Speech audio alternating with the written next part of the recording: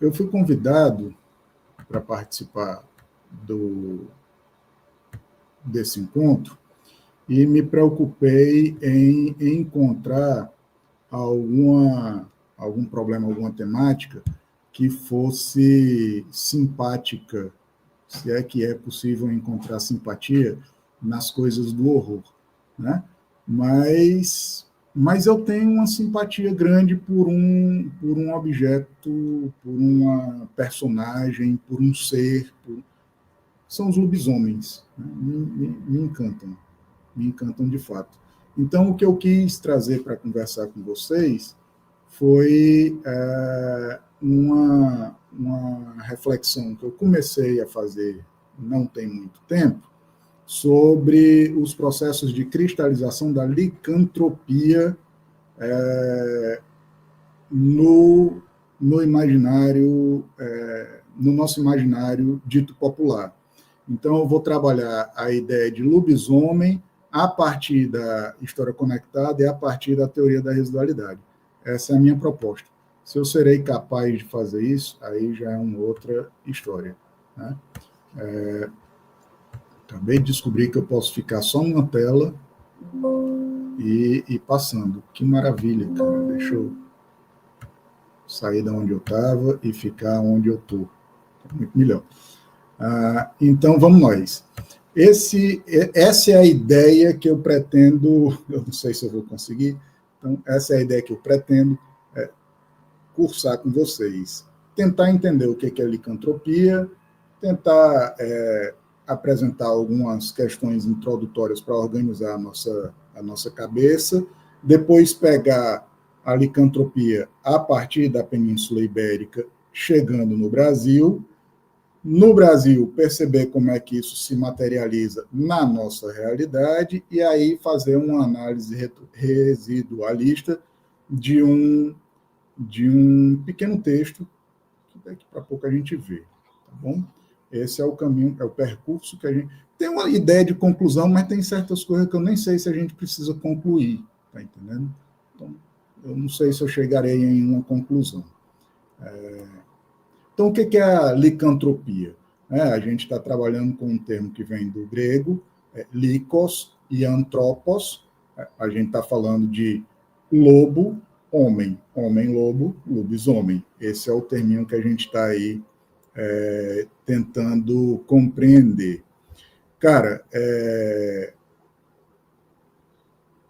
a gente tem que pensar um pouco, nesse momento a gente vai ter que pensar um pouco para além do lobisomem, a gente tem que pensar nos metamorfos, de modo geral, porque na jornada que a gente vai tentar traçar com vocês, para não ficar pensando exclusivamente no ambiente europeu, a gente vai encontrar outros metamorfos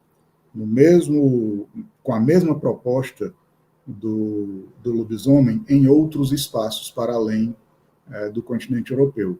Na África, na Ásia, nas próprias Américas, a gente tem outros metamorfos que também têm uma perspectiva, essa palavra não existe, né? Lobisômica, mas que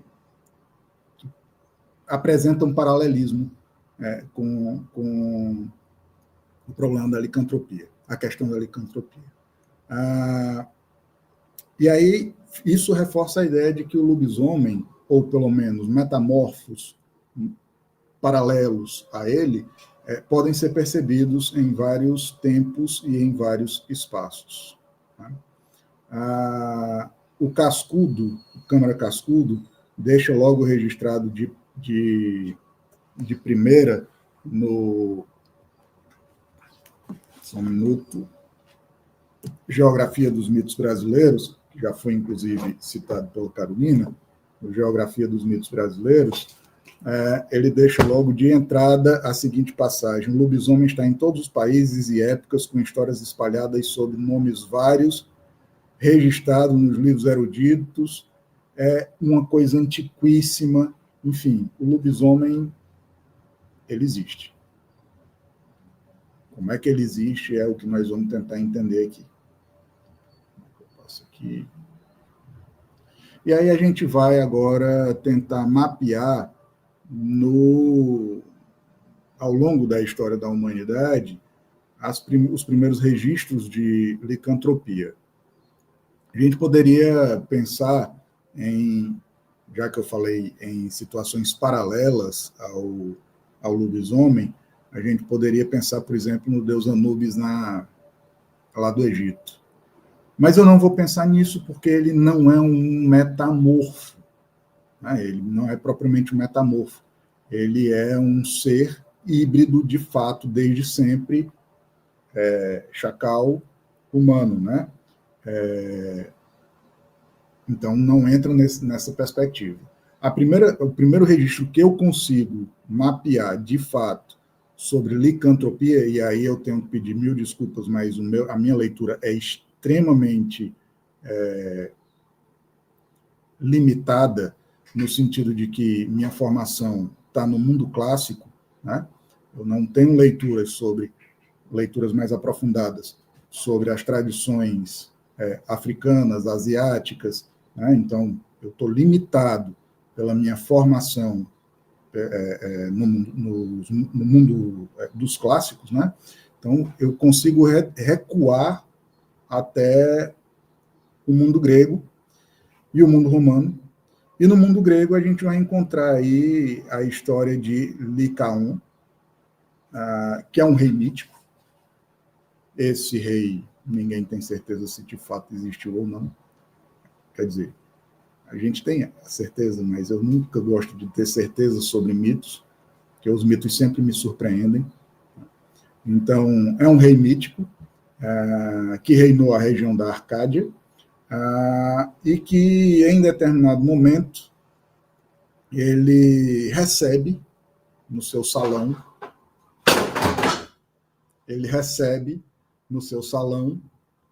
Zeus, somente Zeus. E ele não acredita que Zeus é Zeus, e não acreditando que Zeus é Zeus, pensando que se trata de uma troça de alguém, pensando que é nada mais do que uma broma, ele testa o convidado e serve ao convidado carne humana e destrata o convidado, o que é um pecado mortal. A questão da hospedagem, a questão de receber alguém é fundamental na cultura grega. Essa história está registrada em Ovídio, nas Metamorfoses. Salvo engano, é a quarta história do livro 1. Essa imagem que está aparecendo, ela representa uma ilustração de uma edição das Metamorfoses e representa o momento em que Zeus, para punir Licaon, transforma-o em lobo. Então, é o primeiro momento em que a gente tem a transformação, a metamorfose de alguém em lobo, registrado na literatura, registrado em algum texto, registrado de alguma forma, né? Em Roma, a ideia do lobo, a importância do lobo também está muito presente na cultura romana. E para a cultura romana, nós temos, por exemplo, uma festividade chamada Lupercalia, acontece aí pelo mês de fevereiro, dia 15 de fevereiro, e era uma festividade que recordava o nascimento da cidade de Roma e que fazia alusão à loba que alimentou Rômulo e Remo. É uma festividade que serve para o processo de purificação da cidade, de fertilização da cidade, né, de tornar as mulheres mais férteis, enfim, todo as colheitas mais abundantes, enfim. Mas a dimensão do lobo, ela não é só alegria, festividade e força em Roma. Há também uns processos de entendimento de que o lobo é um ser de difícil convivência. E há registros, por exemplo, em Petrônio, no Satyricon, no capítulo 62 do Satyricon, a gente vai encontrar um processo de licantropia. né? Outros textos existem.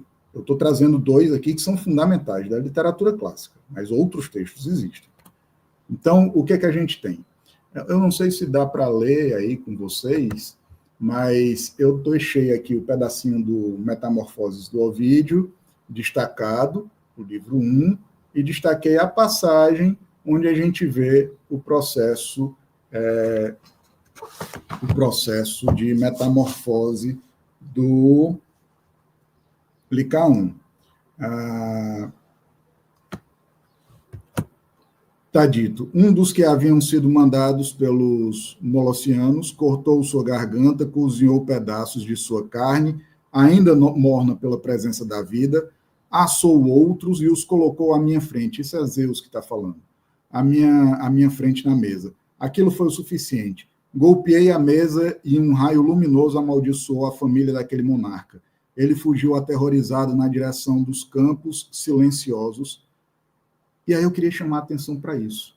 Ele correu aterrorizado na direção dos campos silenciosos. Vocês guardem isso na cabeça. Correu aterrorizado na direção dos campos silenciosos. E gemeu. E tentou falar, inutilmente. Guardem também o gemeu, uivou. Tentou falar, tentou vociferar alguma coisa e não consegue. É inútil. Guardem isso também. Espuma saiu de sua boca. Guardem isso. Espuma saiu de sua boca. Ainda setendo de vingança, ele se voltou para as ovelhas e, enquanto se deliciava com a matança, seus braços viraram pernas e suas túnicas estavam em frangalhos. Suas túnicas em frangalhos. Guardem isso. Suas túnicas em frangalhos. A roupa toda rasgada. Mas ele ainda era Licaon, o mesmo ser sombrio, a mesma expressão feroz no rosto, os mesmos olhos injetados, uma figura de bestial selvageria. Pronto, é o que nos interessa. Aqui ele virou um lobisomem. Isso é Ovídio. A gente está falando da Grécia, a gente está falando do século 3, 4 antes de Cristo. Vamos seguir. Em Satyricon, a gente vai encontrar uma passagem também, no capítulo 62. Deixa eu só achar no livro, porque aqui eu não consigo ler. No capítulo 62, uma passagem que diz... Está marcadinho aqui para vocês. Se vocês conseguirem acompanhar a leitura, será ótimo. Se não, eu, com esta voz aveludada, farei o favor de ler. E de repente, eis que meu homem se põe a conjurar os astros. Eu me sentei, cantarolei um pouco e pus-me a contar as estrelas. Depois, voltando-me para meu acompanhante, vi que ele se despojava de todas as suas vestes. As vestes, novamente, eu pedi que vocês lembrassem as vestes, as túnicas em frangalhos, né? Agora, novamente, as vestes. Olha, em todas as histórias de lobisomem que vocês encontrarem, a questão da roupa é uma questão importante. Isso se mantém desde a Grécia Antiga, passa por Roma, vai para a Ibéria, chega no Brasil e permanece. Sob o mesmo aspecto? Não. As adaptações são feitas, as aclimatações são feitas, as mudanças, os ajustes, tudo isso é feito e o nome disso é residualidade. Né? São os processos de sedimentação. A veste é um resíduo, ela permanece. De alguma forma, por mais que as pessoas não conheçam, eu tenho certeza que o texto que eu vou discutir com vocês aqui no final não leu Petrônio, eu tenho certeza. Mas não leu Metamorfoses, do Ovídio. Mas ele tem aí a ideia das vestes presente, certo? Mas vamos seguindo. Eu me sentei, depois, voltando-me para o meu acompanhante, vi que ele se despojava de todas as suas vestes, deitando-as à beira da estrada. Morto de medo, permanecia imóvel como um cadáver. Imaginai meu pavor. Então, quando ele se pôs a urinar ao redor de suas roupas. Novamente, o problema das roupas. E no mesmo instante se transformou num lobo. Não penseis que estou brincando. Não penseis que estou brincando. Isso é fundamental. É verdade esse bilhete. Não penseis que estou brincando. Eu não mentiria nem por todo o ouro do mundo. Mas onde era que eu estava? E aí ele vai continuar a história do processo licantrópico que está acontecendo, de transformação, de metamorfose. Guardem algumas coisas que eu estou falando. Seguindo. O tema do lobisomem, ele aparece em vários espaços. É um tema pan-europeu. Ele está presente em todos os espaços da Europa que você puder imaginar, sob vários termos referenciais de cada língua. Então, werewolves, Volodlak, Warwolf, Oboroten, Lubgarru, lobisomem, hombre-lobo, enfim, são vários termos, todos dizem a mesma coisa, alguém que se transforma em lobo, certo? Alguém que se transforma em lobo. Na África, a gente não tem lobo. Não é um animal endêmico do continente africano. Então, você dificilmente encontrará a ideia de um lobisomem, mas vai encontrar metamorfos como o homem-hiena, como o homem-pantera, que posteriormente, olha a residualidade novamente, o Pantera Negra não é nada mais, nada menos do que um lobisomem. Nada mais, nada menos do que um lobisomem. Agora, adaptado aos interesses da indústria cultural, e aí vocês precisam ler Frankfurt, vocês precisam ler outras coisas para entender as adaptações que a indústria cultural procede sobre produtos da cultura dita popular. Na Ásia também a gente não tem lobo propriamente como um animal endêmico, mas nós temos situações de homens-tigre. E nós temos um registro na China antiga, por exemplo, de uma mulher que se transforma em um lobo. É a mãe de um imperador, alguma coisa nesse sentido. Agora me falha a memória, eu realmente não vou conseguir chegar nisso. Como eu disse, minha leitura é muito limitada pela minha própria formação. Nas Américas, nós também temos o lobisomem. Nas Américas, nós temos o lobisomem, que nós herdamos do continente europeu, pelos processos de invasão, de conquista, de colonização, mas também nós tínhamos já, dentro da nossa própria realidade, homem-jaguar, homens-onça, então uma série de figuras que acabam se adaptando ou aclimatando ou sedimentando nos processos de sedimentação, se cristalizando num novo lobisomem que não é propriamente o lobisomem homem em formato de lobo. Aqui tem uma fotografia de um jornal, a foto verdadeira, real, de um lobisomem que apareceu em São Paulo em 1985. Esse lobisomem não é propriamente o lobisomem que nós temos na memória dos filmes que nós assistimos, dos livros europeus, dos livros yankees que nós lemos. Esse lobisomem é um lobisomem adaptado à nossa realidade. Nós não temos lobo no Brasil. Nós temos cachorro, nós temos no máximo lobo-guará, que nem propriamente lobo é, nós temos porco. Então o nosso lobisomem, muitas vezes, ele tem uma parecência com um cachorro e um porco. É um híbrido disso. É um homem que é híbrido de cachorro e porco. Certo? Vamos lá para Portugal agora, vamos lá para a Península Ibérica, vamos ver os intelectuaisões da Península Ibérica. Lá no final do 19, começo do 20, românticos. Né? Bem, antes disso eu preciso dizer, eu tenho um certo problema com a ideia de folclore, porque é uma perspectiva lá do século XIX, século XX, todo o XIX, começo do século XX, que é muito preconceituosa com a nossa leitura de cultura, que eu chamo de cultura dita popular, porque de popular tem muito pouca coisa. Né? Na verdade, o erudito, é que tem muito pouca coisa de erudito. Né? O erudito é sempre fruto do popular. Então, quem é erudito? De fato, me parece ser o popular. Então, a cultura dita popular, essa cultura dita popular, ela é muito mal pensada, muito mal avaliada por esses homens sisudos, sérios, como Alexandre Herculano, a cara de homem sério, que do centro da sua empáfia diz: eu sei, o povo conhece alguma coisa e eu me dou ao trabalho de ouvir e registrar, mas o que eu sei é o que eu sei. O que eles sabem é quem disse. Né? Esse tipo de folclore me incomoda.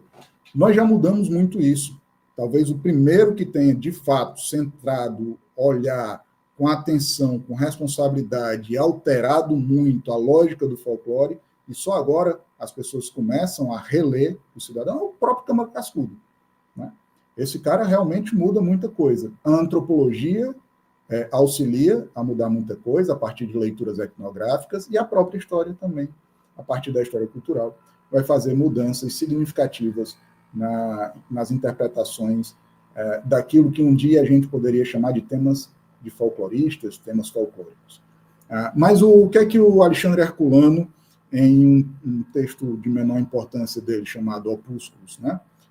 Na verdade, são vários textinhos organizados em vários tomos. No Opúsculos, ele fala rapidamente sobre o lobisomem. Então, os lobisomens são aqueles que têm o fado ou sina de se despirem. Cadê a roupa? Né? Olha a questão da roupa, novamente.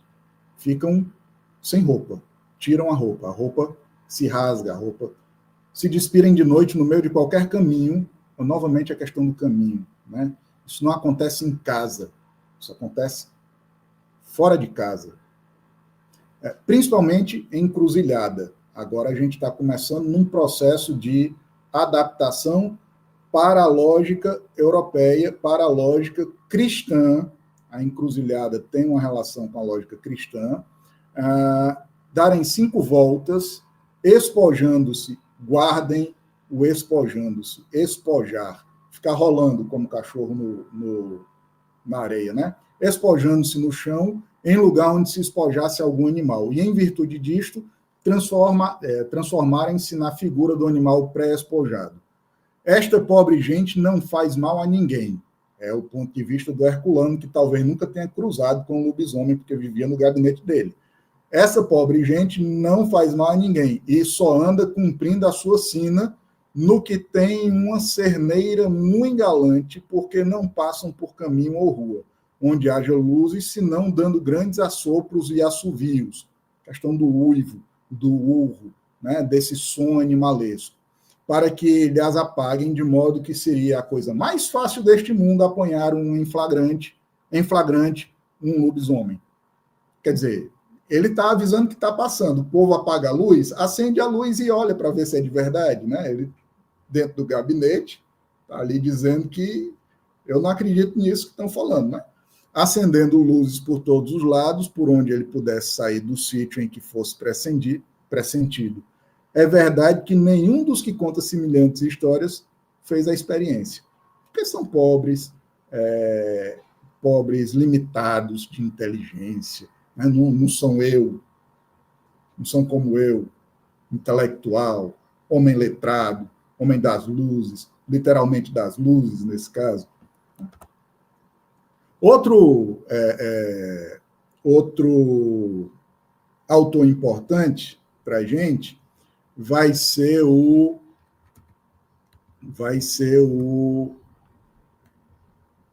Oliveira, outro português, né? O Oliveira Martins. O Oliveira Martins, ele vai também colocar aqui alguns elementos importantes para que a gente consiga compreender o nosso lobisomem. Os traços com que a imaginação do nosso povo retratou o lobisomem são duplos, porque também essa criatura infeliz, conforme o nome o mostra, é dual. Como o homem é extremamente pálido, magro, macilento, de orelhas compridas e nariz levantado. Aqui a gente tem a primeira descrição do homem que se transforma em lobisomem. Não propriamente do bicho, do ser metamorfo, mas do homem que padece essa sina. Né? Homem é magro, pálido, macilento, quer dizer, não tem musculatura alguma, de orelhas compridas, nariz levantado. Outra coisa que ele chama atenção é para o número 7. O número 7 é outro resíduo importante. Ele vai aparecer em várias temáticas, em vários espaços onde o lobisomem aparece. E outra coisa que ele chama atenção é para a relação dele com o mundo cristão, a partir da ideia de Ave Maria e do sino Salimão. Sino Salimão, que é o signo de Salomão, que é uma forma de se proteger desse animal. Eu vou tentar correr um pouco. No Brasil, a gente vai ter também textos importantes, final do 19, começo do 20, e aí eu vou fazer referência somente a Silvio Romero e a Câmara Cascudo, que são dois nomes importantes, cada um com uma perspectiva muito distinta em relação ao que é o folclore, cada um com uma perspectiva muito distinta em relação ao que é o lobisomem. Silvio Romero, muito mais próximo aqui da perspectiva de um Alexandre Herculano, e o Câmara Cascudo mudando radicalmente a interpretação do problema.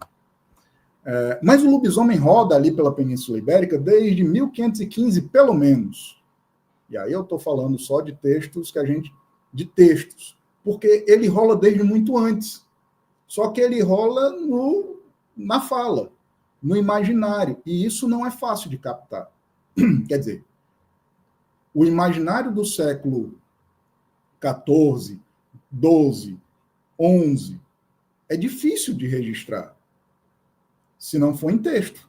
E a gente não tem muitos textos sobre isso. Mas no século XVI, 1515, a gente vai encontrar o Álvaro de Brito, no Cancioneiro Geral, do Rezende, a gente encontra esse poeminha aqui do Álvaro de Brito, que ele fala em... Não sei se vocês estão conseguindo ler, está no português bem antiguinho, mas ele fala aqui... Sois danado lobisomem. Conseguem ver aqui? Está na 8ª linha. 5, 6, 7, 8. Sois danado lobisomem. Certo? Sois danado lobisomem. Eu não vou fazer a interpretação do texto, está faltando aqui 3 estrofes para cima, 2 ou 3 estrofes para cima, e eu não vou fazer a interpretação do texto. Eu só quero dizer que lobisomem, o termo já apareceu em 1515. Sigamos. Também na Espanha, e aí a gente vai encontrar em Pedro Ciruelo, na Reprobación de las Supersticiones y Heresias, de 1538, livro 3, capítulo 3, a gente vai encontrar umas passagens sobre o lobisomem. Ele também vai aparecer em vários outros textos, como, por exemplo, no texto do Fray Martín de Castanheda, Tratado muito sutil e bem fundamentado de las supersticiones e heresias, e esses títulos gigantescos que ele estava no século XVI. É mais um texto, mas existem outros, e ele começa a se estabelecer de forma objetiva, de forma clara, de forma vivencial, de forma real, no imaginário, nas mentalidades e também no imaginário, por conta do fortalecimento das práticas da demonologia, da Inquisição, da caça às bruxas, enfim, uma série de elementos aqui que também não daria muito tempo de apresentar em 50 minutos. No Brasil, o caso é sério, porque nós temos aqui o lobisomem nos jornais, né?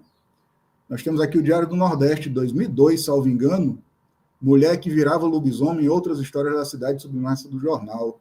Jornal de 95, salvo engano, lá do Mato Grosso, jogador afirma que lobisomem está solto em 3 Lagoas.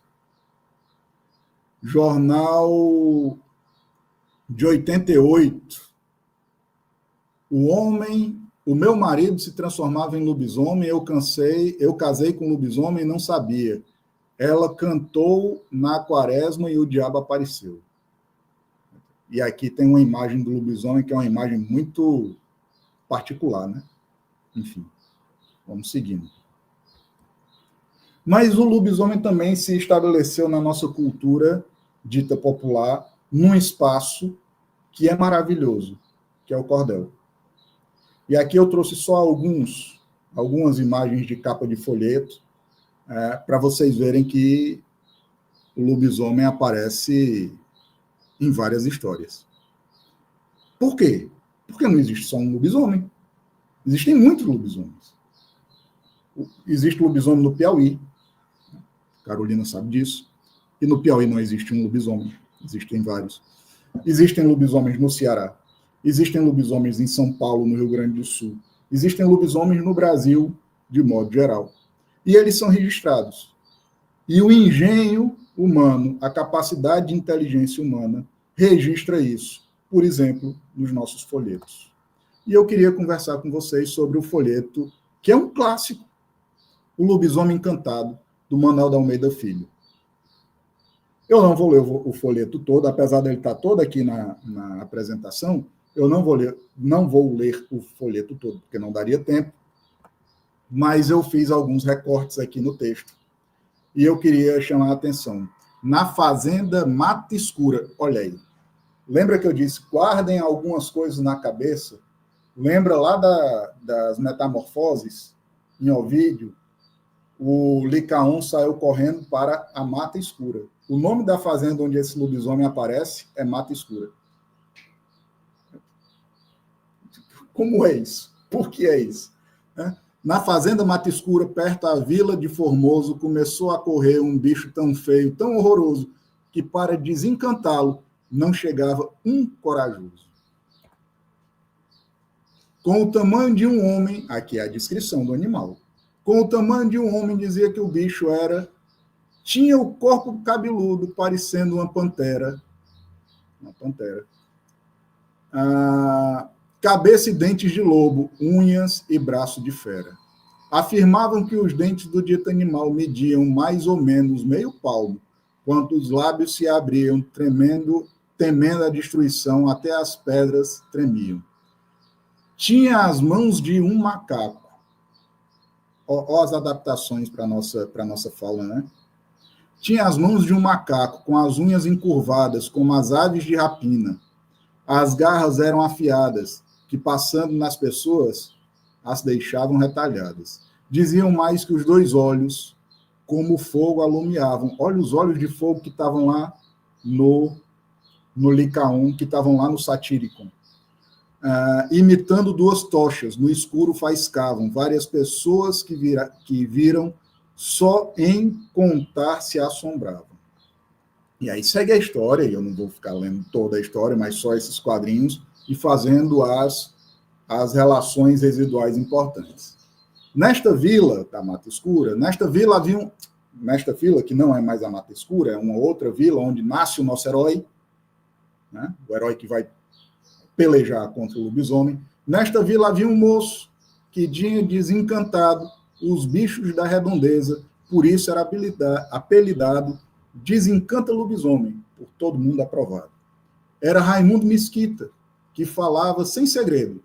E aqui tem um resíduo com outra coisa que já não é o lobisomem, mas é uma história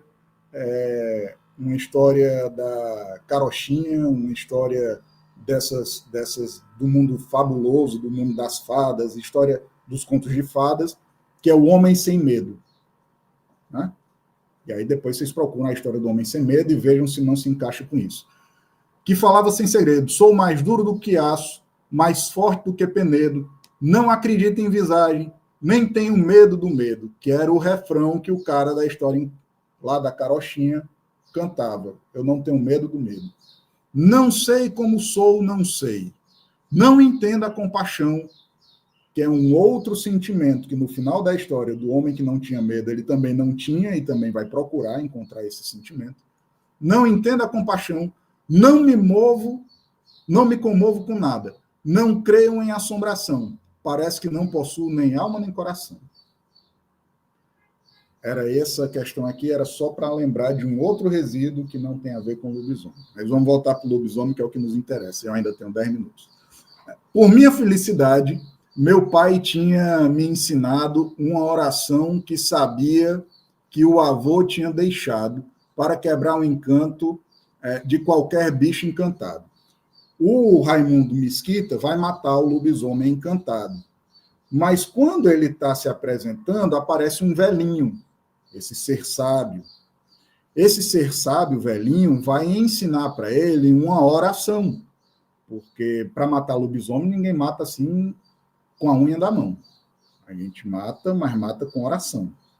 E aí ele ensina a oração, e essa oração não é nada mais, nada menos, veja só, que o signo Salomão. Está aqui no finalzinho, não sei se vocês estão vendo, na última linha da primeira folha. O signo Salomão, que estava lá no Alexandre Herculano, no Oliveira Viana. Eu tenho certeza que o Manuel da Almeida Filho não tem essa percepção tão acurada, mas de alguma forma isso passou. Isso entrou no imaginário, o sino Salomão. E aí ele vai lutar, e aqui eu estou passando as páginas da luta, ele vai lutar contra o lobisomem, e vocês fingem que estão lendo uma leitura rápida, certo? Ele vai lutar contra o lobisomem e, obviamente, vai ganhar do lobisomem. Mas olha outra coisa que aparece. 7 dias. O 7. Olha outro registro residual do simbolismo encantatório, o 7. O lobisomem, na nossa tradição, ele é o 7º filho, é o filho nascido depois de 7 filhos. É o filho nascido depois de 7 filhos. Ou então ele é filho de um incesto. É uma coisa ou outra. Normalmente, porque existem outros registros, mas esses são os mais difundidos. Certo?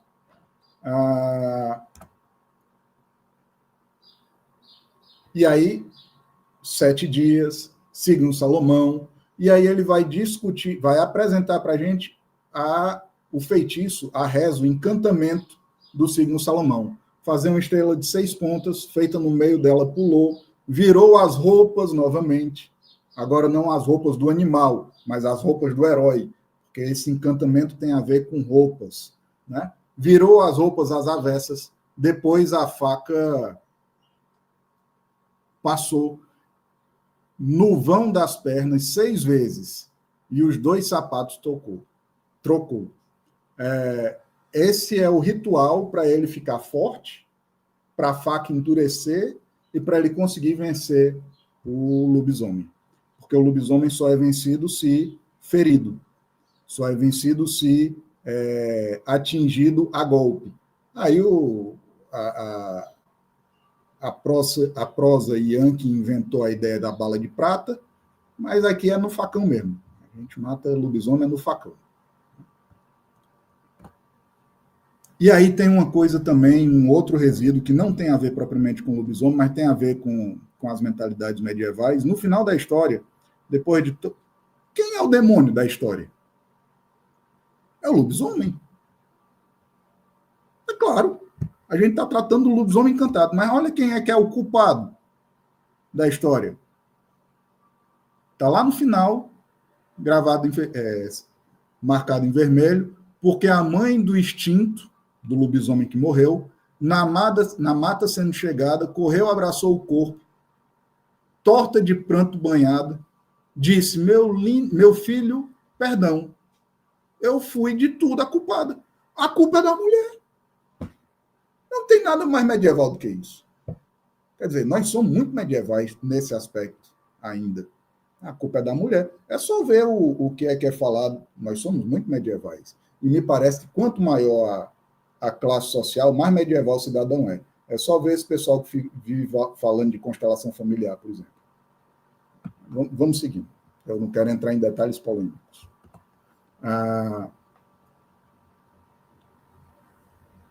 A mãe é a culpada porque quando viu o filho virar o bicho, espojando-se no chão, pegou a roupa e queimou, porque diziam que queimar a roupa de quem estava virando lobisomem quebrava o encantamento. Ela se coloca a culpa por causa disso. E aqui a gente chega ao fim da história. Eu não vou, como eu disse, eu não vou entrar na leitura pormenorizada do cordel, mas chamar atenção para essas questões residuais que rapidamente eu consegui, penso, apontar. A gente abre a questão para o debate. Para finalizar agora, um epílogo inesperado. O Vicente Júnior, aí do curso de letras, amigo, querido, publicou o Bestiário do Fantástico Sobralense. E ele me convidou para fazer a apresentação desse bestiário. E eu tomei um susto. Eu não sou a pessoa indicada para tanto. Mas no bestiário, a gente encontra também a história do lobisomem. Ele registra uma história de lobisomem nesse bestiário. Ele vai falar de um lobisomem que apareceu aqui pela região, mas eu não, na região do Ipu, salvo engano, que está aqui. Mas não me interessa o lobisomem que o Vicente registrou. Com todo respeito, meu amigo Vicente. Me interessa este recorte que eu trouxe aqui. Eu também vi o lobisomem. E o que eu estou falando é verdade. Tudo que eu falei é absoluta verdade. O lobisomem existe. Eu tive contato com ele. Lembro-me da história do lobisomem que vivia por entre o canavial do velho Jonas. Papai, inclusive, sempre me preveniu a nunca ir roubar cana com sol baixo demais, porque o lobisomem poderia aparecer. Eu sempre segui as prudentes orientações paternas, mas um primo meu, desobediente, foi ao canavial e ficou até escurecer da noite. Quando dei fé, vi meu primo pular pelo buraco da cerca de arame farpado e correr para dentro de casa, onde nos trancamos. Eu só conseguia dizer tremendo de medo: lobisomem. Eu não o vi, mas ouvi o rosnado alto do bicho. Só nos restou rezar a reza forte que Dona Guiomar ensinou. Dona Guiomar era uma preta velha, que vivia lá em casa, lá em Frecheiras. Era amiga da família, conhecia tudo de tudo, sabia mais do que a enciclopédia Barça. Para quem não sabe o que é a enciclopédia Barça, vocês podem olhar na Barça de vocês, que é a Wikipédia. Sabia mais do que a enciclopédia Barça, e ela ensinou um sino Salomão para a gente se livrar da besta fera. Então a gente, se tremendo de medo, agarrado no outro, corajoso como 2 varas de bambu verde, a gente começou a rezar. E bastaram os 2 primeiros versos e o silêncio se fez. Pelo sim, pelo não, rezamos mais umas quantas vezes. Só por garantia, eu e meu primo saímos intactos dessa aventura. E, de fato, isso aconteceu. E meu primo é prova testemunhal, porque lá estava. E Dona Guiomar sabe dessa história também. Viva está. Não muito bem das ideias, porque a idade já corrompeu alguns juízos. Mas ela viu as marcas do bicho. E meu pai, incrédulo, só conseguia rir da nossa cara, dizendo: era um guaxinim. Mas não era. Era um lobisomem. E eu garanto, lobisomens existem. E se não existem, para os incrédulos que pensam que é guaxinim, que é lobo, que é cachorro, que é porco doido, existe no imaginário, isso é bastante. E existe para o povo, isso é bastante. Porque disso surge a realidade. É do engenho que se constrói no imaginário do povo é que surge a realidade. Era isso que eu tinha para falar para vocês. Espero ter contribuído de alguma forma. Então, muito obrigado. Eu ainda estou aqui admirado, porque foi uma fala muito crucial, principalmente essa sua última. Porque, de fato, se existe para o povo, se o povo cria isso como uma verdade e realidade, não tem quem diga que não é. Porque é uma potencialidade muito grande para chegar uma pessoa e dizer, não, isso não existe. Estamos falando de um grupo social que abarca uma comunidade gigantesca. E como você mesmo apresentou, não é de hoje, não é daqui somente, é de lá, é de acolá, é de diversas regiões. Nosso colega Thales aqui dizendo que já apareceu em Jaibaras. Pode aparecer ainda, porque não vou dizer uma criação, mas é um evento que quem presenciou sabe que é real, quem não presenciou fica com o pé atrás, e nisso a gente volta para a dinâmica da Carol, entre acontecimento do horror, nesse fato de objetividade da realidade. Para o narrador, quando a gente se encontra na obra ficcional, o narrador que está vivenciando aquilo é real. E ele vai nos perpassar essa situação através da leitura. Por exemplo, a gente começa a ler o Drácula, nos capítulos finais de Drácula, a gente fica com medo. Não porque a gente crê no Drácula, mas porque a sensação que o narrador está nos transmitindo é de um temor muito grande. E isso é uma das belezas dessas narrativas. Por isso, os grandes narradores de história, os grandes contadores de história, são tão valorosos, porque eles têm essa capacidade de trazer a realidade deles para a gente, para a nossa fantasia. Nossa, é uma palestra muito sensacional, gostei bastante.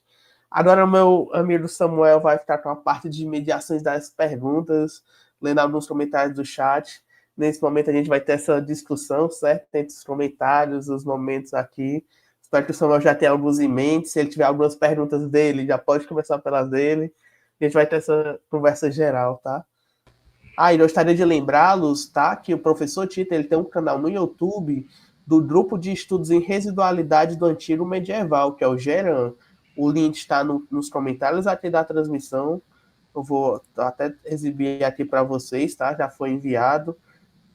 Eu espero que vocês se inscrevam também no canal dele para acompanhar essas pesquisas da residualidade do Antigo Medieval. O professor Tito é um professor excepcional, certo? Agora, Samuel, passa a voz aí para você, fica à vontade, controle aí. Separe Tá suas bom. perguntas. Bora lá, Ok, vamos ver ok. o seu. Tá certo.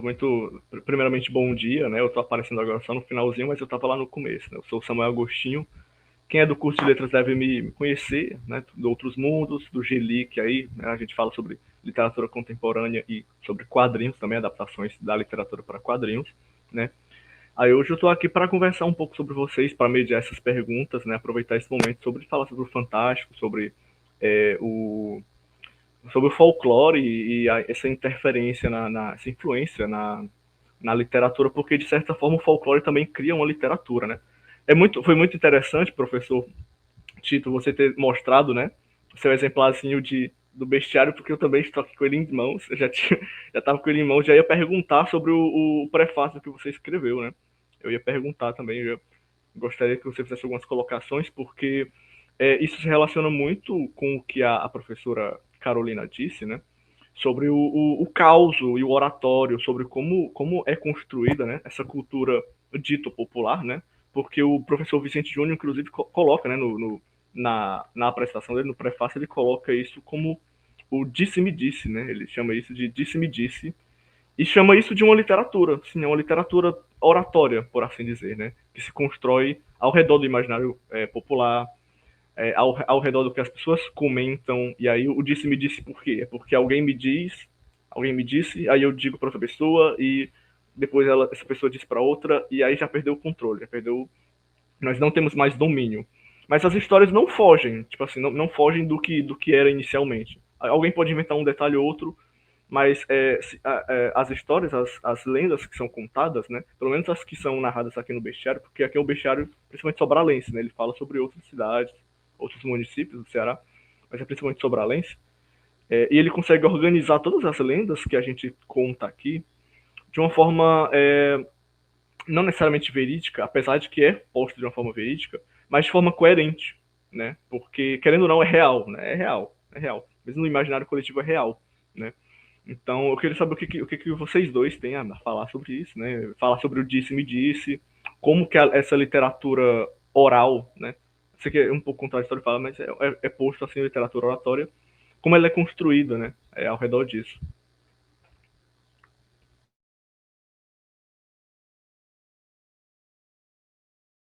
Se a Carolina quiser falar primeiro, Posso porque começar? eu falo primeiro, assim. Professor Tito. Bem cavalheiro, que bom.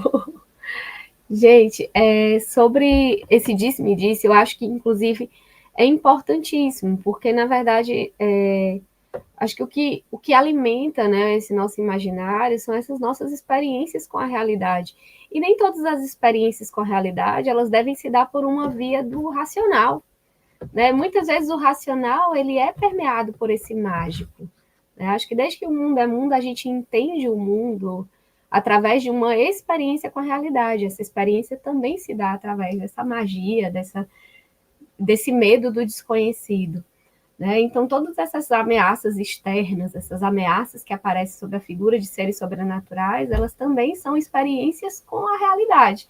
Né? Eu achei interessante agora a fala do professor Tito, porque realmente combina muito com aquilo que eu trouxe sobre a literatura do Márcio, principalmente, que foi o autor que eu trabalhei propriamente aqui, dessa presencialidade na voz do Márcio, de alguém que viveu, ou seja, o contador de causa é essa pessoa que ou ela viveu, ou ela escutou de alguém que viveu, ou seja, é uma experiência direta com a realidade. Né? E se for indireta, é uma experiência direta com o discurso que foi o real. Né? Então, é um exercício de convencimento, inclusive, né? De que essa experiência que eu vivi realmente foi uma experiência que me impactou e é uma experiência real. E isso me arrepia, e isso me emociona, e isso me causa esse medo. Né? Por mais que a gente, quando lê uma narrativa de horror, a gente fique nesse conforto de... É uma experiência de medo, mas é uma experiência de medo que não me ameaça diretamente. Não queria ter vivido a história que o professor Tito contou aqui, lá em Flecheiras, desse lobisomem, né? Preferia fazer como o professor Roberto, pensar que foi um guaxinim de verdade, que eu morro de medo dessas coisas. Mas essas experiências, elas são, quando passadas para a literatura, elas adquirem uma característica artística, né? E eu acho que é isso, quando elas adquirem esse tom da conversa, esse tom do caos, como é o caso das narrativas, tanto do Braulio Tavares, né, com A Sétima Filha, como do Márcio Benjamin, aqui num conto chamado Casa de Fazenda. Estou citando os contos que são de lobisomem, tá, professor? Que trazem essa experiência muito próxima. Né? Enquanto o professor Tito estava falando sobre o lobisomem, e aí várias referências que mostram realmente essa experiência com a licantropia desde a Grécia Antiga, passando ali pela medievalidade, trazendo ali sobre o resgate dessas lendas, né, e mitos pelo romantismo e a atualização na literatura popular em verso. E concordo com o professor Tito, realmente, o erudito é que se alimenta do popular e, portanto, essa literatura dita popular, né? Mas que, na verdade, é a base de todo o nosso pensamento também, ela se prova como existente e como rica nesse ponto, né? Onde a gente vê realmente esses ecos dessas vozes do passado também presentes nessa literatura. E olha só, vou ler só um trechinho aqui do conto do Márcio, o professor vai ver aí como tem muita coisa relacionada às histórias também que ele coletou, né? Olha só. Porque era velho, sim, senhor, mas ainda acabava com a raça daquele filho do demo, daquela besta fera. Nessa narrativa, esse velho está sentado na casa de fazenda, com a espingarda esperando esse monstro, né? O filho dele fugiu, e as 6 filhas e a esposa foram mortas por esse bicho. E o menino dele nunca mais se viu, né? Depois do primeiro ataque desse bicho que ninguém sabe o que é. Então ele até o momento não fala que é um lobisomem. Aí ele continua. Suspirou pesado. Ainda tinha tempo. Se levantou da cadeira e quis tomar um café. Mas se virou de repente por um uivo desesperado que rasgou o céu naquela noite tão clara. O bicho parado em frente à varanda. Apareceu um piscar de olhos, uma cochilada de nada. Tava certo, finalmente. Era bicho não, se tava em pé. Um cão ou uma raposa, ainda que fosse. Não ia conseguir ficar em pé de jeito nenhum. E o uivo, quase como uma fala de gente, ou seja, o metamorfo aí muito aparecendo, né? O velho apontou a espingarda, não deu tempo nem de piscar os olhos quando o danado correu para a escadaria da varanda e o velho viu aquele olho vermelho tirando um fino da cara dele. Sentiu o cheiro da baba prateada escorrendo faminta no peito daquela criatura. De novo a história dos olhos de fogo, né, professor, que o senhor falou. Agoniado, teve vontade de partir para cima e morrer matando, de rasgar também, morder e sufocar, com mão e dente. Foi tanta raiva que quase não acertou o dedo no gatilho, quase, porque a espingarda tinhosa que só ela cuspiu no peito do bicho as balas derretidas no tacho de rapadura, feitas na noite passada com toda a bachelada da cozinha, do jeitinho que a mulher em sonho lhe mandou. E ainda tem essa história do sonho, da premonição, que é uma coisa muito presente também na narrativa. E misturou a história lá das balas de prata, né, que tem ali nos filmes que o professor falou. Ou seja, a gente percebe que há uma atualização dessas histórias, né? E para alguns é verdade, para outros não. A gente viu aqui no chat muita gente falando ali que já teve experiência, que já viu um lobisomem, que já viu um vulto que parecia um lobisomem, que o tio já viu um lobisomem. Então, realmente, para mim, são experiências que a literatura, na verdade, representa, né? Verdade ou não, o que importa é a experiência estética, né? Para mim, acho que é isso daí.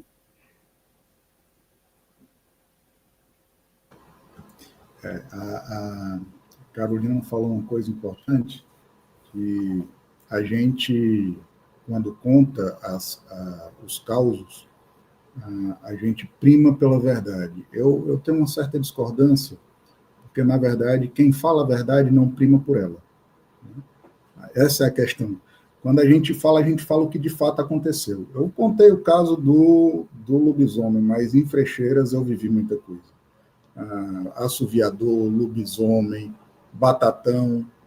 Batatão é a bola de fogo, o fogo volante, né?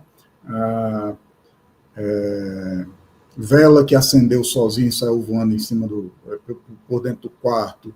Tudo isso aconteceu, tudo isso é verdade, tudo isso tem registro de colegas que ali estavam conosco. Então, quem fala a verdade dispensa a necessidade da verossimilhança. Já ensinou o Zé de Alencar em algum momento. A questão que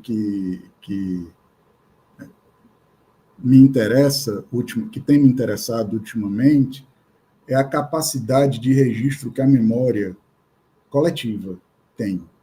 Eu tenho trabalhado com uma romanceira, uma preta velha, cachimbeira, analfabeta, filha de escravo, e que traz de memória registros de mais de 700 anos.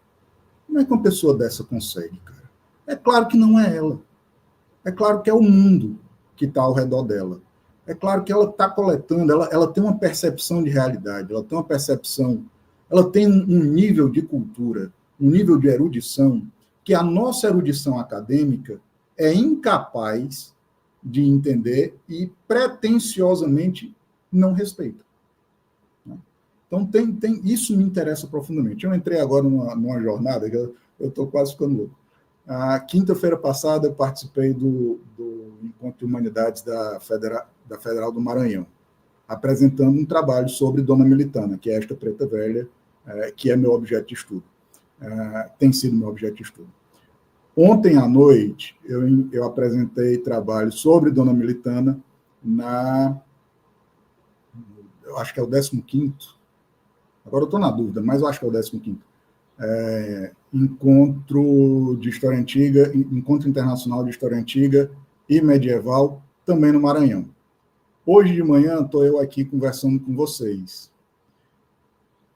Semana que vem estarei na Paraíba no Encontro Internacional de Estudos Medievais, 16º Encontro Internacional de Estudos Medievais da ABREM, também apresentando trabalho sobre esse universo da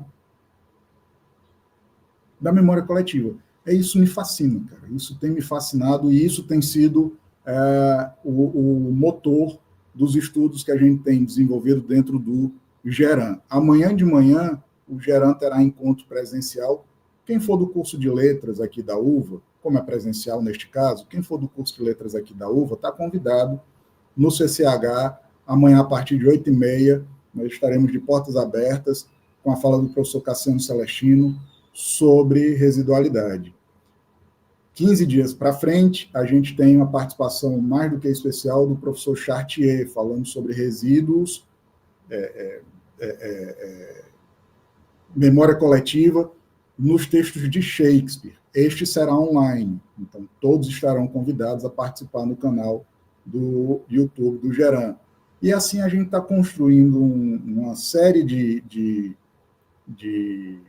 leituras para além da literatura, agora também no campo da história, dessa dimensão da residualidade, porque ela resolve um problema que é um problema muito, muito doído para nós historiadores, que é o limite que nós temos de acessar as informações, o limite físico do papel físico, do documento físico, do qualquer tipo de documento material, ou o limite físico da nossa memória conseguir alcançar aquele assunto, né? O resíduo consegue extrapolar isso, e isso me parece ser uma possibilidade inovadora no campo da história, para além de resolver um problema que é a nossa mentalidade muito colonial, né? Muito colonialista mesmo, de nós absorvemos o que a Europa trouxe, nós assimilamos o que a Europa trouxe. Não, nós recebemos, claro que nós recebemos, nos foi imposto, eu estou falando em português, mas eu faço com isso o que eu quiser, eu transformo, eu luto, eu disputo, eu tensiono, eu altero, eu sedimento, eu cristalizo em uma coisa nova, né? Então, essas possibilidades, para mim, têm me deixado muito instigado, né? É isso. Certo, muito obrigado pela fala de vocês. Eu acho que a gente pode continuar um pouco nesse tópico da residualidade, porque a gente teve alguns comentários interessantes, né? Inclusive um do Thaleson, aqui que eu vou colocar, estou colocando aí no chat, né, que ele disse: e é curioso que em muitas adaptações o lobo representa o menos abastado, o membro do povo, o irracional, né? Já o vampiro é burguês, burocrata, né? Eu diria mais aristocrata, mas enfim, né? Bem abastado e se vê como superior. E logo em seguida ele disse que isso marca muitas narrativas de conflitos entre eles, né? Aí o Cauã ele vai dizer que essa ideia do vampiro aristocrata veio a partir do século XIX, né, com alguns romances vampirescos, né. Mas, querendo ou não, isso denotou realmente, né, narrativa de conflito e entrou como na residualidade das narrativas, né. Um exemplo, assim, já foi citado aqui no chat, tá, mas um exemplo clássico de conflito entre vampiro e lobisomem, que todo mundo aqui, eu sei que todo mundo aqui conhece, é Crepúsculo. Né? É um exemplo clássico aí, tem os livros, tem os romances, tem os filmes. É, né? Nutella, né? Hã? Nutella. É Nutella, assim. vamos a esse termo, né? Mas, enfim, assisti na minha, admito que assisti na adolescência, gostei, na adolescência, fique claro. Né? Eu também tenho minhas reservas com Crepúsculo, sempre. Meus alunos que estão aqui com certeza estão até rindo nessa hora, porque eu tenho um verdadeiro horror ao vampiro com glitter. Pois é. Mas querendo ou não, a gente... glitter pra mim não dá certo. Sim. A gente vê isso, querendo ou não, a gente vê... Ontem mesmo, nem sempre narrativa de conflito, mas até mesmo romance, assim, é comum a gente ver também romance entre vampiro e lobisomem, né? Porque a gente gosta, as pessoas gostam dessa ideia de a dama e o vagabundo, né? Aquele arquétipo dama e vagabundo. Ontem mesmo eu vendi um quadrinho, né, para uma colega do curso de letras, que é A Mordida, não sei se vocês conhecem, de Sarah Anderson, um quadrinho, né? São várias tirinhas, continhos assim, sobre um casal que é um cara que é um lobisomem e conhece uma vampira num bar. Aí eles se relacionam e tudo mais, né? Aí tem esse aspecto, né, porque, tipo assim, ela é muito mais velha que ele, né?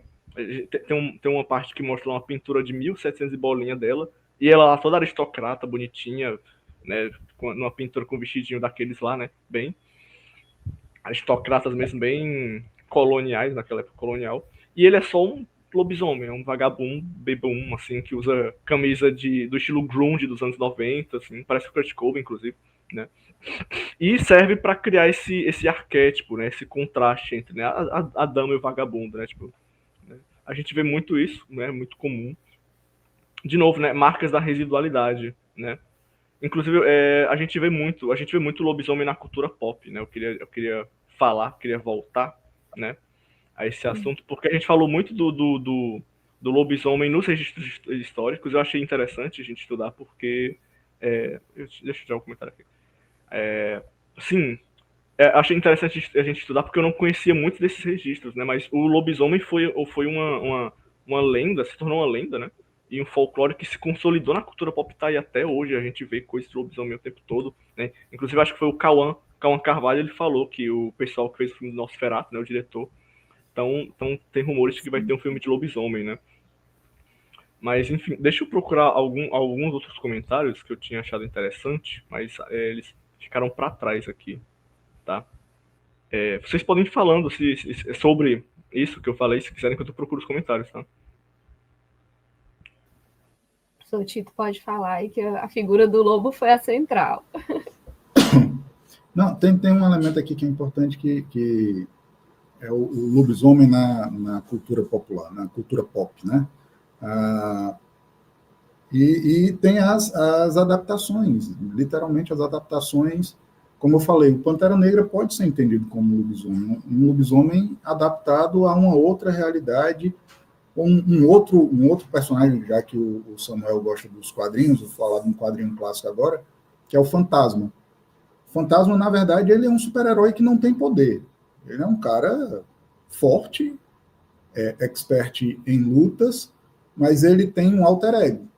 O alter ego dele é o lobo, que é o companheiro dele.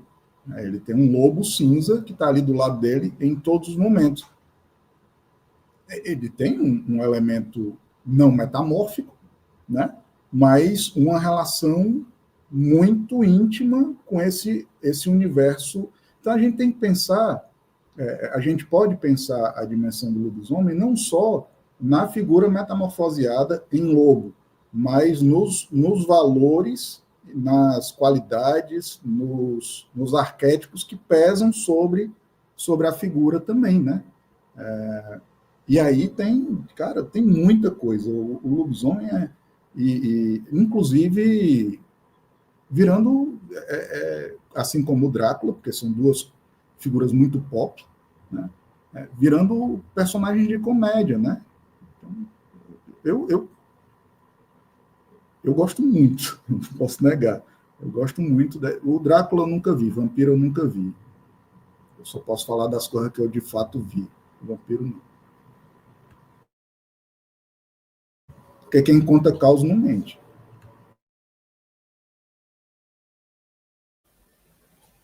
Verdade. O Thalisson perguntou aqui sobre Fome, do Márcio Benjamin.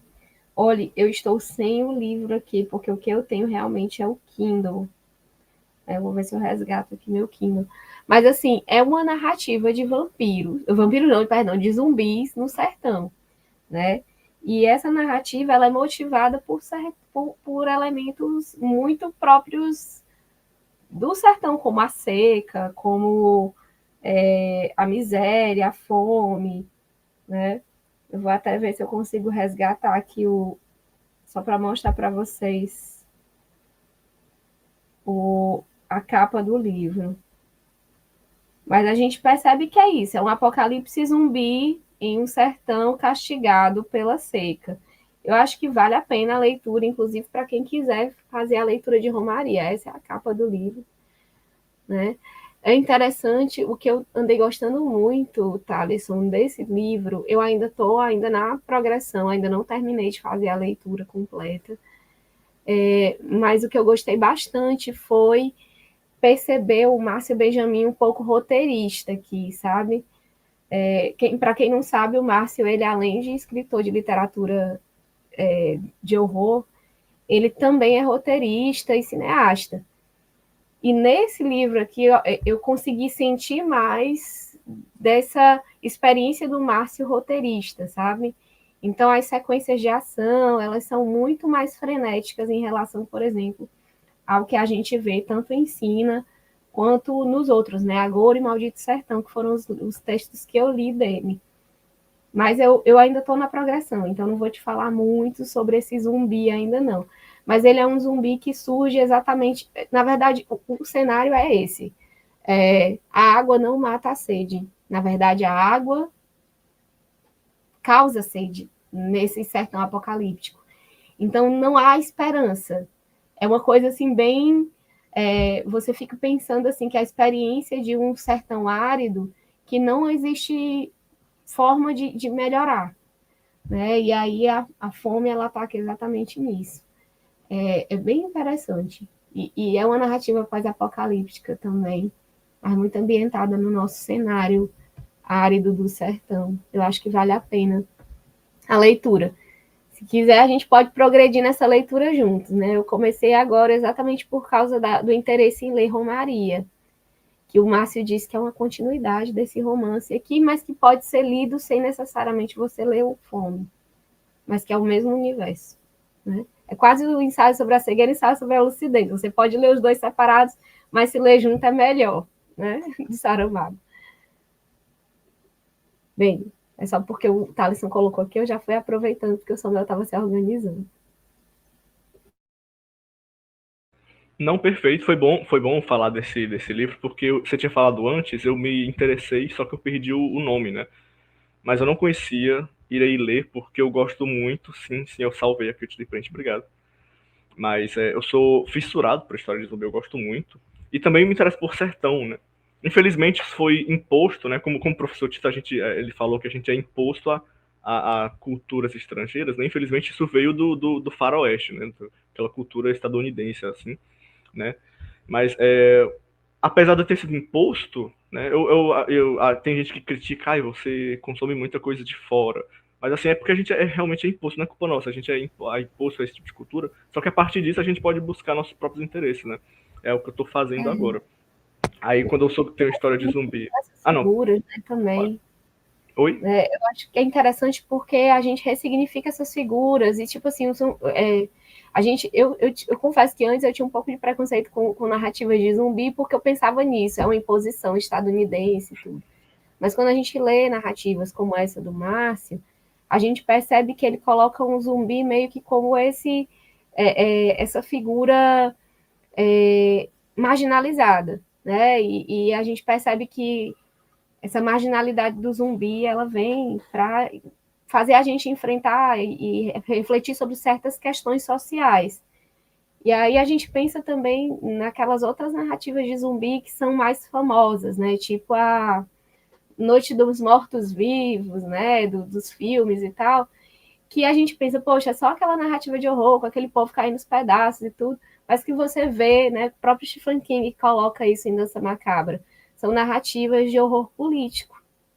Então, eles estão ali fazendo uma grande alegoria sobre o sistema capitalista, muitas vezes, ou fazendo críticas, né, à economia dos Estados Unidos. E, nesse caso aqui, a gente vê uma crítica muito forte, por exemplo, à falta de amparo mesmo, político, no sertão.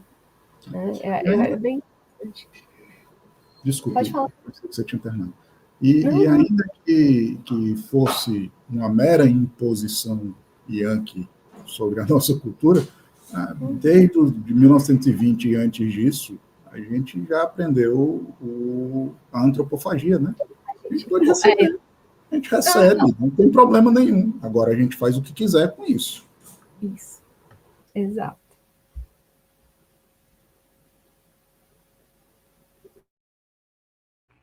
Pois sim.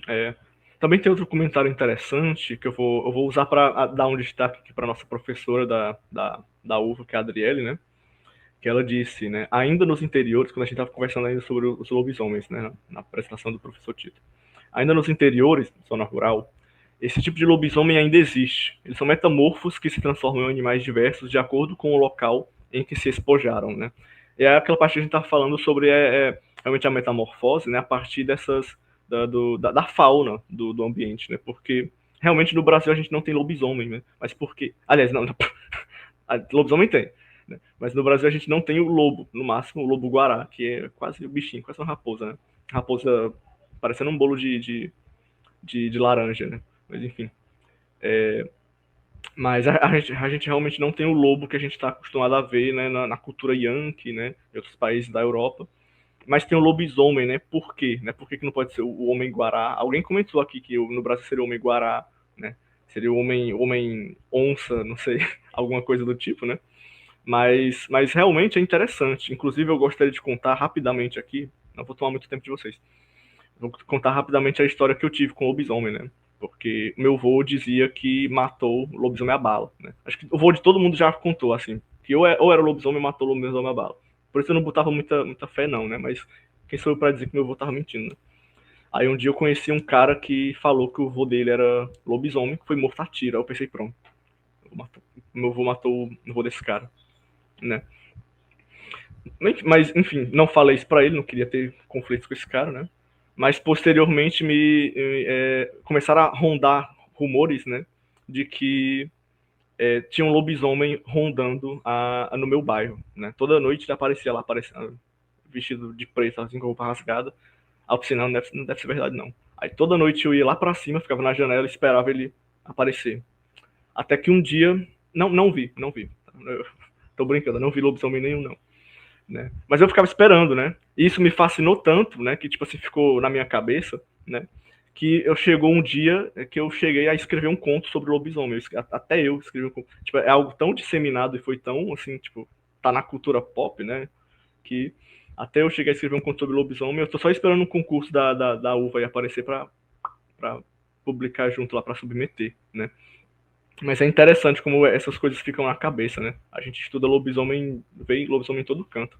Tem filme do Van Helsing, tem Crepúsculo, que eu acho assim, apesar do pessoal usual, eu acho muito bonito o jeito como eles transformam, que realmente é um lobo mesmo, não é um ser antropomórfico, mas é um lobo gigante, muito bonito, né? Tem Monster High tá aí também para trazer um outro tipo de lobisomem, né? Acho que muita gente aqui assistia Monster High na infância, eu assistia, né? Nos videogames está presente também, né?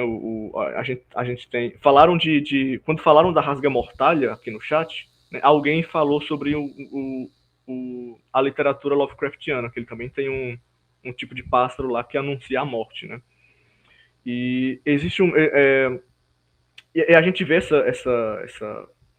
Vou usar o termo miscigenação, porque, enfim, falta de termo melhor agora que eu tô pensando. A gente vê essa miscigenação de culturas e de contos e causas tão grande que eu consigo até pensar num exemplo de videogame que algumas pessoas aqui devem conhecer, que é o Bloodborne, né, desenvolvido pela From Software, lançado em 2015, se eu não me engano, né? É um jogo que traz, né, a estética gótica, traz o horror Lovecraftiano nos seus monstros, tem muito disso na sua narrativa, né? São monstros cósmicos que vêm ali para atazanar o pessoal, e tem os caçadores, né? Aí, só que esses caçadores nessa narrativa, né? Eles acabam se transformando nas próprias bestas, né? A gente vê inclusive um lobisomem lá. Então o lobisomem está até presente em narrativas Lovecraftianas, mesmo que não seja do próprio Lovecraft, mas o lobisomem está presente até em narrativas Lovecraftianas, né? Falando eu vou encerrar minha fala agora, para vocês falarem mais, tá? Mas como a gente falou muito de vampiro e de lobisomem, né? Eu lembrei da aula de literatura do Martin que eu tive, que a gente falou sobre o gótico, né? E a gente vê como muitas dessas narrativas eram feitas para denunciar coisas que na época eram tabu. Na época não se dizia, né? Aí o vampiro ele veio como uma figura para retratar, né? Uma figura que retratava homens que abusavam de mulheres mesmo, homens que se aproveitavam, né? Por isso que o vampiro é aquela. A gente tem muitos exemplos na cultura pop, na literatura de vampiros que. Por que o vampiro ele caça mulheres jovens? Porque tem essa coisa de é a mulher virgem, né? Algo do tipo assim. A gente vê isso até teve um filme recente que lançou do anime Demon Slayer, né? Também tem isso, né? Tipo, no caso são onis, né? Lá é outra cultura, mas eles agem como vampiros, né? E aí a gente viu, né, como essa figura do vampiro é para denunciar coisas que na época não se diziam, não se podia dizer. Mas se a gente não pode dizer, como é que a gente vai falar sobre? Aí criavam-se as metáforas, as narrativas, a ficção, né? Do mesmo jeito que como essas narrativas acabaram virando lendas, né? Virando folclore ou cultura dita popular, né? A gente tem exemplo de outro conto também que tem esse mesmo papel, que é o da Chapeuzinho Vermelho, que não por coincidência, né, traz a figura do lobo. Não é um lobisomem, mas é um lobo, né?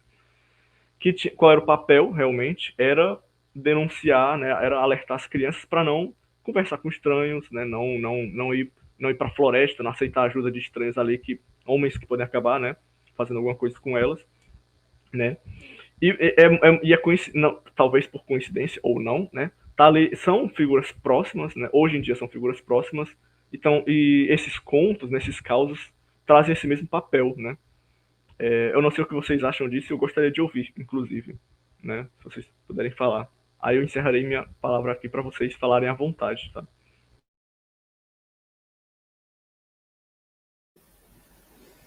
Bem, eu acho que assim, figuras, né, essas figuras, os monstros, na verdade, até o Noel Carroll fala sobre isso, né? Os monstros, eles refletem exatamente aquilo que a gente tem de horrível, né, na sociedade mesmo. Então, eles encarnam isso. E encarnar isso numa figura que é sobrenatural é, de certa forma, potencializar o que elas têm de maléfico, né? Por quê? Porque acho que quando se coloca isso na conta do monstro, acaba que isso se torna muito mais visível, porque a gente talvez, né, tenha essa história de separar de si essa face do mal, né? Então, o vampiro, como esse ser aristocrático, né, como esse abusador, né, ou mesmo eu já ouvi do professor Aparecido Rossi, acho que foi o professor Aparecido Rossi, acho que é o Unesp, ele fala sobre isso também, mas ele vai na perspectiva, por exemplo, de uma narrativa de um vampiro mais pro lado do homossexual, né? Enfim, na verdade, o que ele fazia era sugar mais a juventude das mulheres e tudo, então não era tanto essa questão sexual para o lado da heteronormatividade, mas sim para o lado do homossexual. E no caso do lobo, até coloquei aqui, né? O professor estava falando, eu até pensei nisso na hora. O quanto, por exemplo, esses seres metamorfos, né? O homem que se transforma em onça, ou o homem que se transforma em lobo, ou lobo-guará, né? Como o professor colocou aqui, sempre tem essa face meio que do duplo, né? É a face do racional versus o animal, ou a face do ser que se enquadra dentro de uma norma social e aquele ser que é o monstruoso, que é o que excede essa norma social e, portanto, mostra esse outro lado dessa duplicidade do homem, né? Então, da mesma forma, parece, na minha cabeça, assim, essas narrativas, elas acabam trazendo à tona um pouco desse lado, né? Desse lado duplo que todo ser humano tem, que é esse lado do bem e do mal, né? Independente de qualquer configuração que nós tomemos. Então, sempre para mim esse ser vai ser ameaçador, né? Esse ser que se transforma em um monstro, que traz à tona toda a violência, toda a raiva, né? Que excede o ser. Né? E para mim isso realmente torna todas essas histórias muito voltadas para uma leitura muito moralista. É tanto que muitas vezes as pessoas pensam assim, a gente trabalha muito com literatura de horror, né? Com literatura fantástica, mas sobretudo a literatura de horror, e aí o Noel Carroll fala sobre isso em A Filosofia do Horror, ela tem sempre esse teor moralista, né? Esse teor de trazer o caos, mostrar que está tudo errado ali para trazer uma moralidade, para trazer uma espécie de reconfiguração, né? De reconstrução desse caos dentro de uma nova normalidade. Eu acho que é mais ou menos por esse caminho aí que eu vejo essa representação, né, dessas figuras para a gente fazer essa leitura de realidade. Talvez seja isso mais ou menos que tu perguntou, não foi, Samuel? Eu pensei que foi mais ou menos por isso. Eu acho que é isso mesmo. Passar a palavra para o professor Tito falar um pouquinho mais sobre esse ponto. A professora Carolina falou uma coisa importante no meio dessa última fala dela, que é em relação com a moralidade, né? A gente tem que entender muito bem o que a gente está pensando em relação aos monstros, porque tem monstros legais, muito legais, né? O problema é que a nossa moralidade é muito judaico-cristã, e esse peso cristão, ele nos impede muitas vezes de perceber o que há de legal naquilo que não é o convencional cristão. Por exemplo, a gente pode pensar no Gollum. O Gollum é um monstro da literatura judaica e que ele é legal. Quer dizer, até onde qualquer ser pode ser legal. Em determinado momento ele se revolta, porque ele é um ser, e todos os seres podem se revoltar, né? Mas seres que a gente nem entende como monstros são monstruosos. Pégaso é um monstro. É um cavalo que tem asa, é um monstro. Mas ele é tão bonitinho, ele é branco, ele é puro. Mas na hora que ele nasceu, ele deu uma patada no chão e dali surgiu uma fonte de tão forte que esse monstro era. Então, ele é um monstro. A gente pensa, por exemplo, num símbolo como o centauro, que para nossa imaginação veio nesse negócio que as pessoas teimam em acreditar, chamado horóscopo, e, portanto, Sagitário. Para a gente, ele não é, mas ele é um monstro. Inclusive, na mitologia grega, ele é muitas vezes profundamente irracional, profundamente violento. Apesar de existir um centauro, Quiron, que é o símbolo da sapiência máxima, né? Ele ensinou, por exemplo, Aquiles. Mas um monstro sábio que ensina um grande herói. Você tem, por exemplo, a utilização dos monstros de forma pedagógica, tá? Uma pedagogia que não é freiriana, certamente, mas de forma pedagógica. Em Roma, na Grécia, em Roma, utilizava-se muito a imagem da medusa, tanto em escudos, a cabeça da medusa, tanto em escudos, quanto em portas de forno, por exemplo. Por que colocava medusa no escudo? Porque o cara ficava horrorizado, não queria olhar para o escudo, porque poderia virar pedra. E a criança não ia querer entrar no forno, porque ficava horrorizada, não queria virar pedra. Né? Pedra de carvão, se entrasse no forno. Enfim, eu tenho simpatia pelos monstros, né? Até porque eles nos ajudam a responder, a professora Carolina colocou, o Samuel também colocou, a responder problemas que nós simplesmente não temos muitas condições de responder, ou seja, por questões de limites de moralidade, seja por questões de limites de capacidade de expressão. Enfim, a gente encontra soluções nesse universo.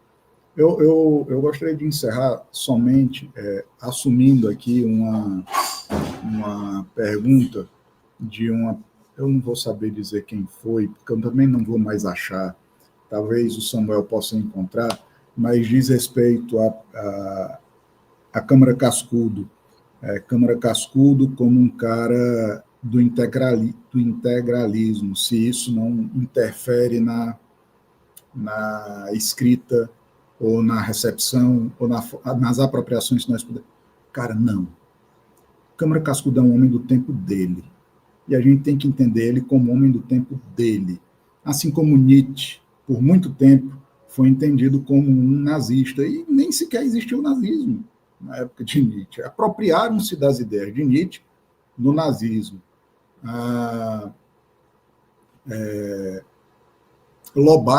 Monteiro Lobato hoje é uma pessoa, é persona não grata nas escolas, nas leituras. Isso é um problema sério, porque nos limita a entender certas questões da ordem da literatura, da ordem da história, da ordem de dimensões de relações sociais. A gente precisa compreender essas pessoas nos seus tempos, nos seus espaços.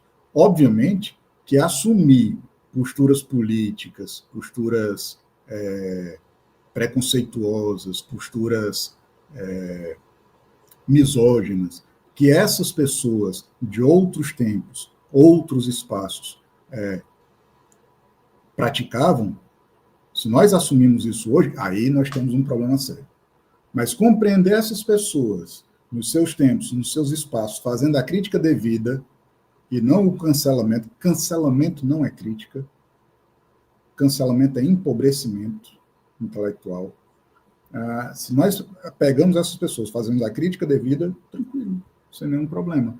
Eu sou um grandíssimo fã do Câmara Cascudo, não porque ele era um integralista, porque de fato eu não tenho nada de integralista, mas porque ele faz uma ressignificação completa e total do entendimento do que é o folclore, dando respeito, voz, atenção a uma camada da sociedade que era completamente desrespeitada. Então eu tenho uma relação muito simpática com ele neste aspecto, fazendo as críticas necessárias em outros aspectos. Era isso. Certo. Professor, aproveitar que você já respondeu a pergunta, eu já ia direcionar, né, essa. Inclusive, perdão, não tinha visto a outra, passou direto aqui nos comentários, mas tem outra também do Gustavo, tá, que ele perguntou.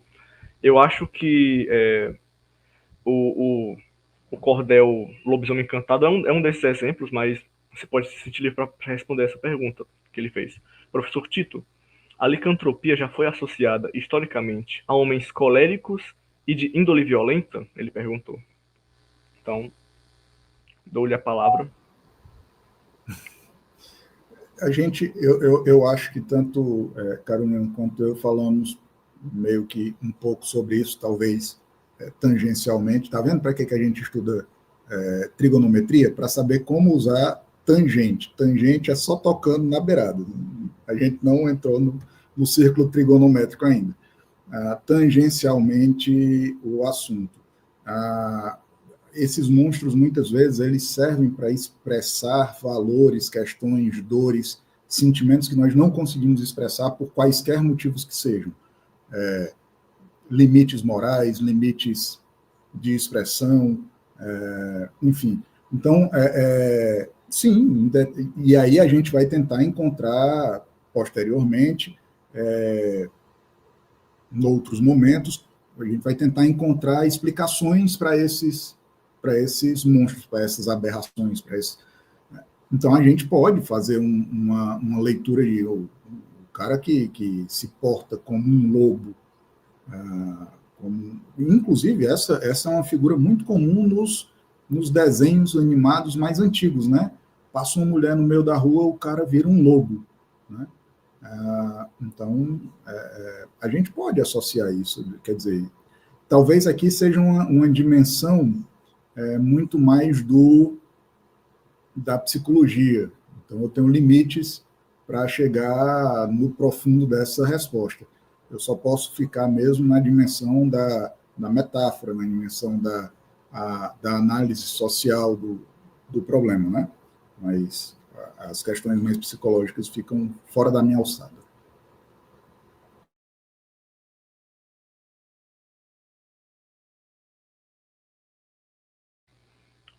Ok, perfeito. Nós tivemos muitos comentários interessantes, mas a gente já está chegando ao nosso horário limite, então, né?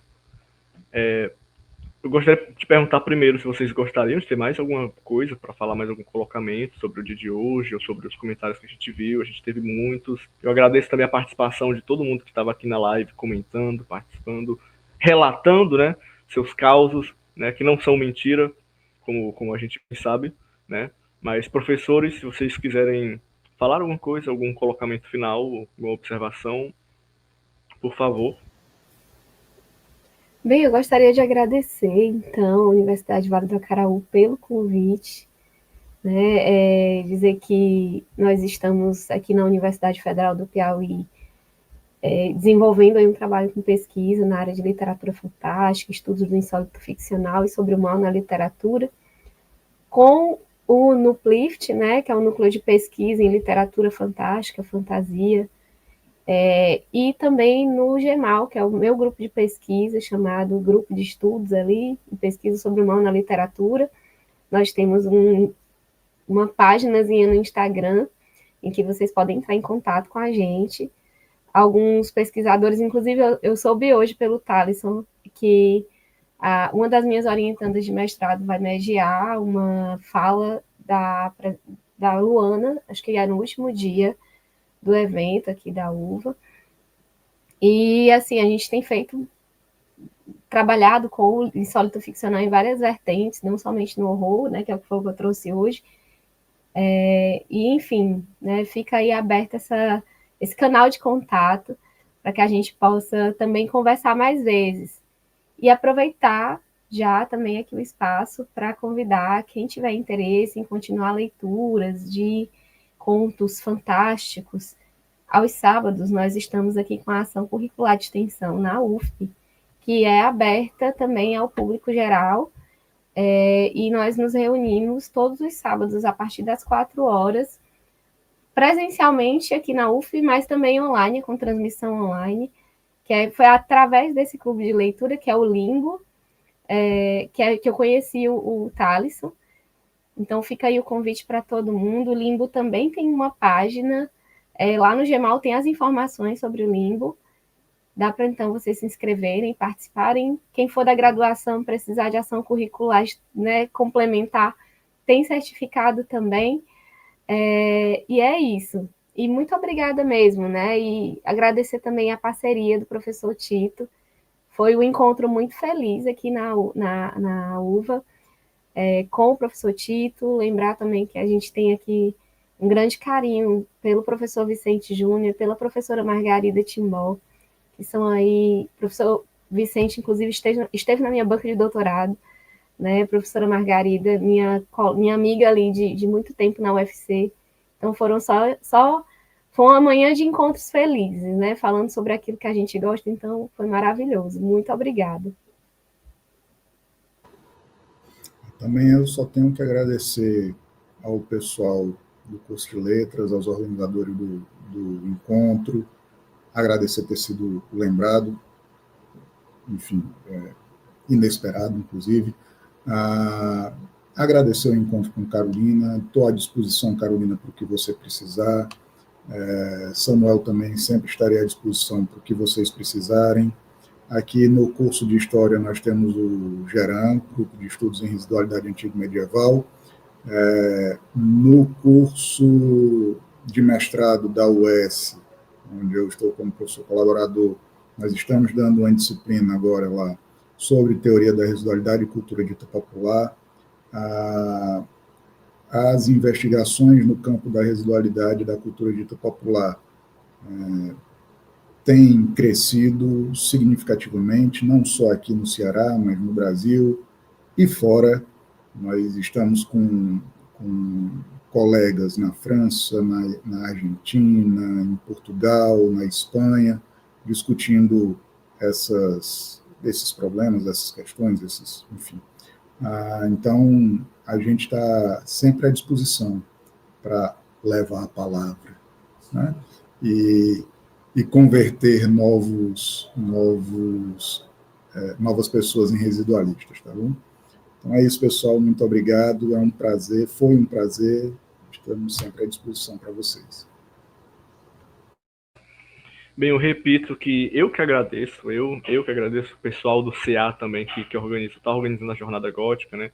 Todos os monitores aqui, tá? Agradecendo de coração pela participação, foi um encontro incrível, eu sei que todo mundo que participou é muito grato também, né? Realmente ficaram muito, muito alegres, contentes com esse encontro. Eu também anotei um monte de coisa, aprendi, porque agora eu estou me aventurando na literatura de gênero, né? Estou me aventurando no gótico e no horror. Aí eu anotei um monte de coisa aqui já para eu poder aperfeiçoar a minha escrita, tá? Foi muito, muito rico para o meu encontro, né?